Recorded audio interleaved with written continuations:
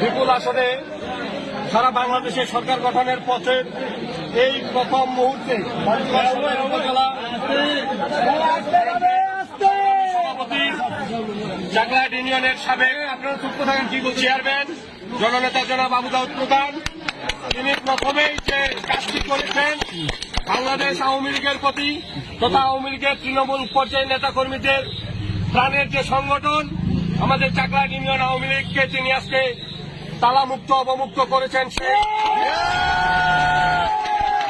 যারা এই দেশটাকে পাকিস্তান বানাতে চেয়েছিল, যারা বাংলাদেশের স্বাধীনতার পক্ষের প্রতিটি দলকে নিশ্চিহ্ন করার চিন্তা ভাবনা করে বাড়িতে অফিসে হামলা করে বন্ধ করে রেখেছিল, সেই অফিস আজকে প্রথমেই তিনি চাকলাহাট ইউনিয়ন আওয়ামী লীগ অফিস অবমুক্ত করলেন।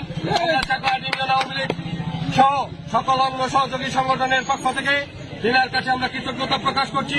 সেই সাথে আগামী দিনে যে কোনো মিছিল মিটিং আন্দোলন সংগ্রাম স্বাধীনতার সপক্ষের সকল উন্নয়নের ক্ষেত্রে আমরা না আওয়ামী লীগ না বিএনপি না জাতীয় পার্টি সকলে ঐক্যবদ্ধ হয়ে স্বাধীনতা বিরোধীদের পক্ষে থাকবো এবং